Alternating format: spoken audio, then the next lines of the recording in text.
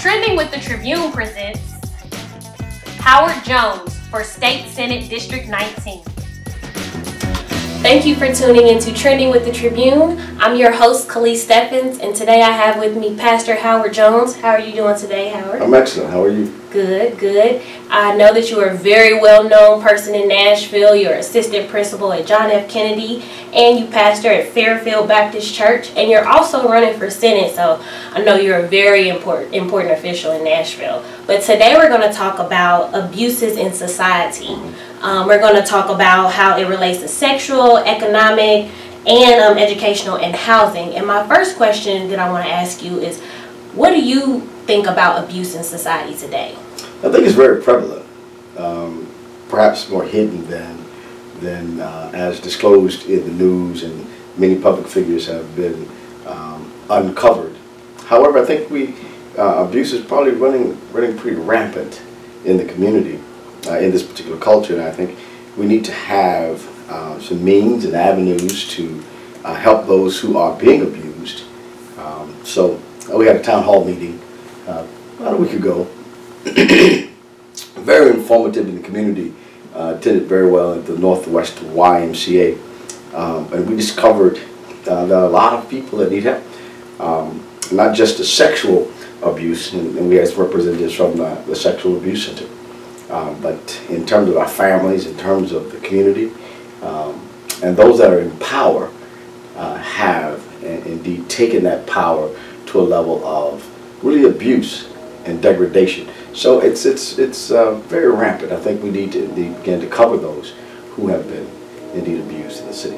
What about with housing? I know it's a lot of gentrification going on in Nashville right now. Mm-hmm. How do you think abuse is really affecting housing and our citizens in Nashville? Well, in this particular city, it's rather abusive when we think about our senior citizens. I've spoken to several citizens, and it's amazing in this city. While it's bustling and growing, but the city economically, the abuse is connected to the housing piece as well. I talked to a senior citizen, bless her heart, who actually had to be put out of her home.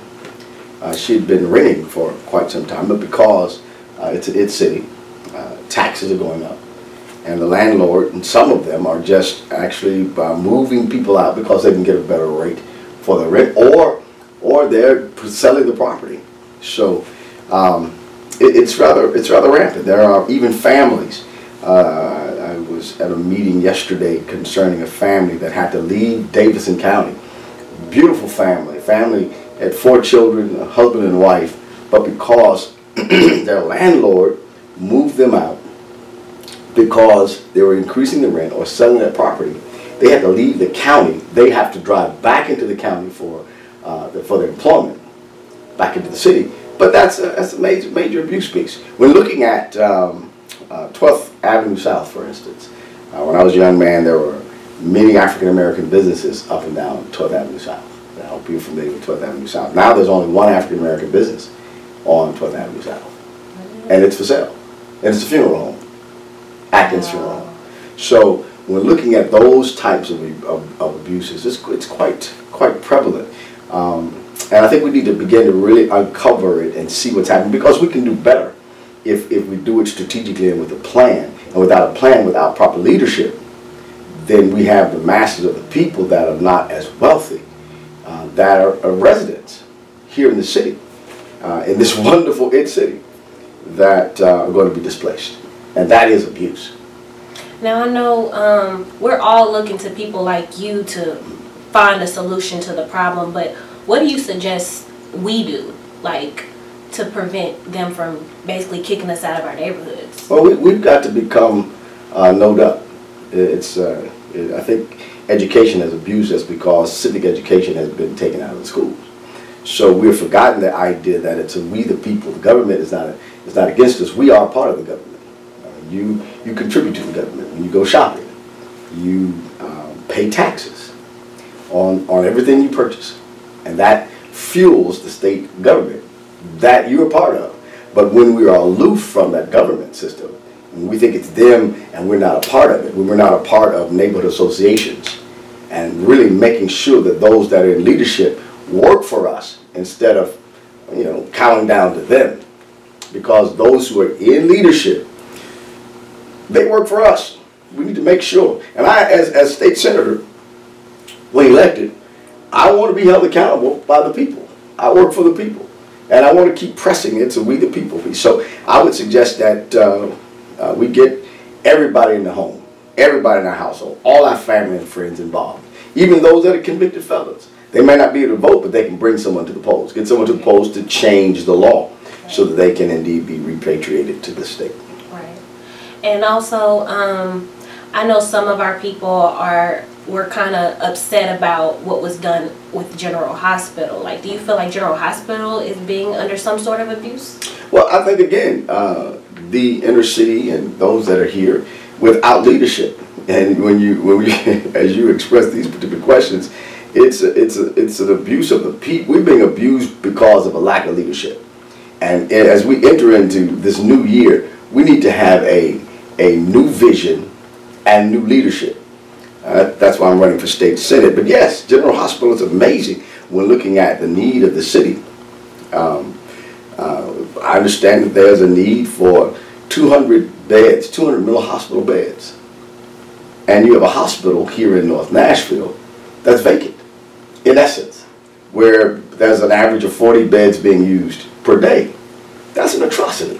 When there's it's almost having a car and not knowing how to drive it. You have a car sitting in your driveway, and it's a nice car, almost. You know, it hadn't been updated. The oil has not been changed because the city has neglected to make that hospital a cutting edge hospital, right in the heart of the city. When the opiates are running rampant, you know, mental health is an issue, drug addiction is an issue. We know about Elam Healthcare, but yet there's a hospital that's being underutilized, and to utilize it, you could also create jobs in this area. I think it's an unfortunate atrocity of a lack of leadership, and it's an abusive type of degradation, I would say. Has the hospital reached out to the state for more funds to, you know, help out the hospital as far as more beds and get more doctors in? I think the system, again, we've got to become more aware and know about how hospitals and doctors are working. And as I analyze and look and uncover what's really going on, it's something I discovered in just asking questions about the hospital, because the hospital actually, the city rents that property from Meharry. All right, so it is in terms of city government, in terms of what the city government has poured into it, what kind of relationships or partnerships has a city indeed, what we've done, what is the board, the General Hospital Board, what has she done to indeed begin to expand what's really needed in this particular community. Now, if the equipment is not cutting edge, we're not really going there. And if you're a doctor, if you go to the doctor tomorrow and your doctor says, well, I think you need a procedure, your doctor will tell you, I want you to go to this particular hospital or that particular hospital. You don't question the hospital, you just go to the hospital. So what's happening in terms of the order of things is doctors are really picking the hospitals, in a sense. So we've got to build a greater relationship there. You have people crying and hollering that they want to point fingers about whose fault it is, but no one wants to come up with a real solution. Right. And that's a problem, and that's abuse. Yeah. Economic, educational, and health abuse in this city and state. And we are better than that. Yeah, it really does sound like us as people and our leaders, we all just need to just come together, sit down, and just come to a solution and stop, you know, pointing the finger, as you said. What else was brought up in that town meeting that you recently hosted? We talked about educational abuse. Educational abuse. Yeah, educational abuse. And we talked about how everybody, of course, is not going to college. But we can get back to some things we know work. The numbers have went down? Everybody's like, well, you know, the idea of going to college, let's look at it for a second. You know, you're probably a recent graduate. Yeah. And that's wonderful. But I think about the academies. You know, you came through when they started the academies. And I remember when the academies were started. I was a principal, assistant principal at McGavick High School. And we started talking about small learning communities that developed into academies, which really took the place of vocational education. All right. So looking at, well, what's the interest of this particular student, and we should help indeed educate that child based on their interest, which is a grand idea.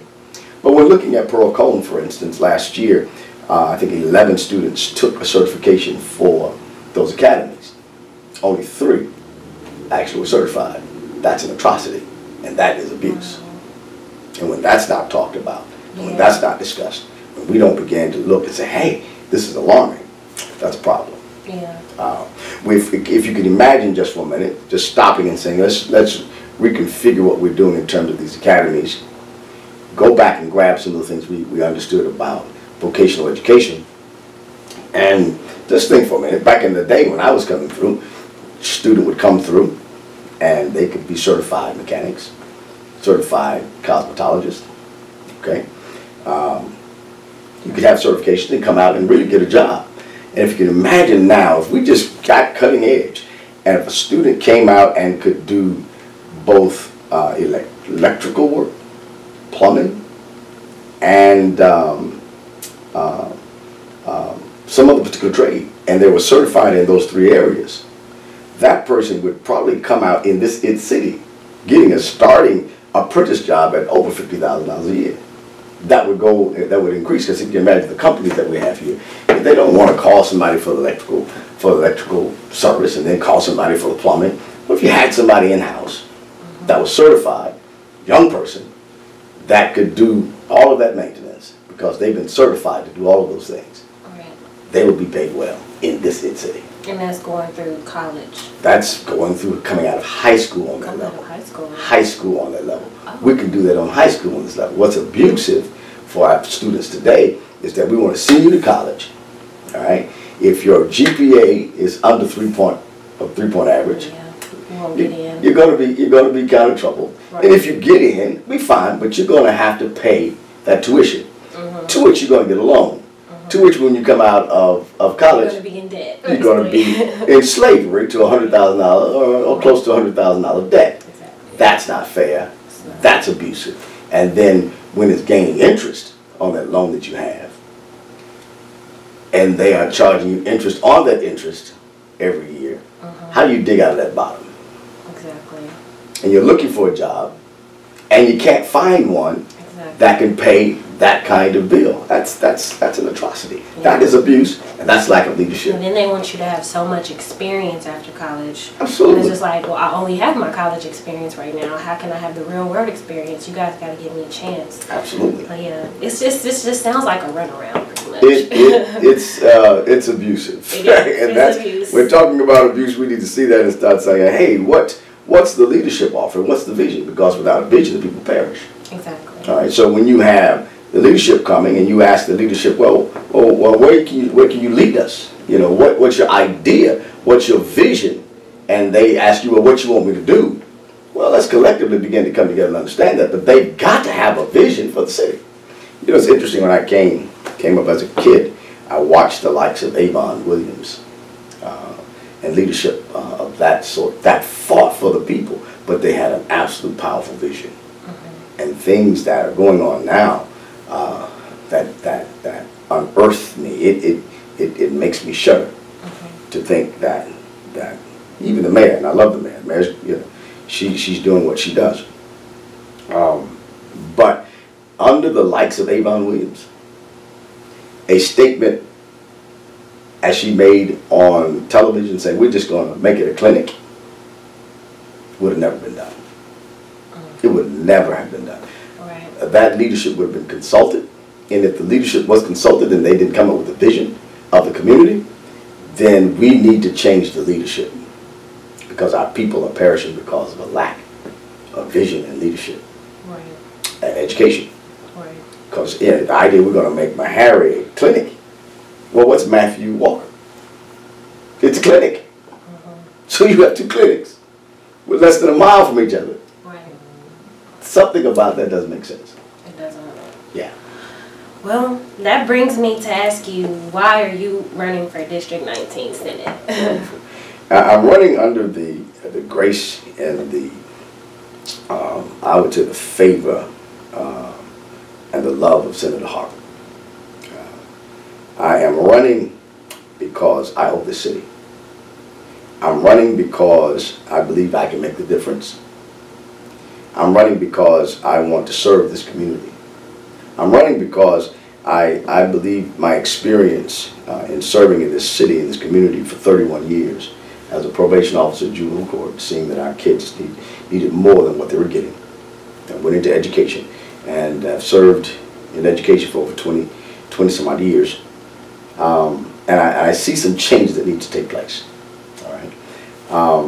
I've created, with the leadership and those that are following, we've created affordable housing in South Nashville. If you can imagine, still having a 2-bedroom apartment at $550 a month at the most.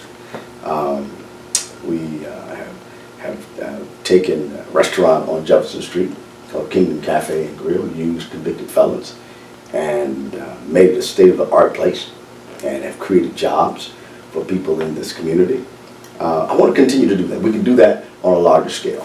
That's why I'm running for state senate, because we can and we will win together, and with no excuses, no complaining, working with those that are in the legislature, because we're there to serve, and working with the diverse groups of people and understanding that we're not asking for a handout, not asking for welfare. I'm just saying we need to hold the tax dollar accountable, that we need to build up the economic structure of Jefferson Street as the state's giving other companies tax kind of credits, and they want to encourage them to come, and we could do the same thing in the 19th district. So that's why I'm running. Okay. Well, thank you, Mr. Howard Jones, for your time. You're welcome. And is there any way our viewers can keep up with you and keep up with your campaign? Yes. I would urge that you go to Facebook and like us at the Elect Howard Jones State Senate, 19th District. I want you to do that. And also, you can call me, text me, 615-473-5816. I want to serve you, and we can and we will win together. Thanks. And that's all for Trending with the Tribune. You guys have a good one.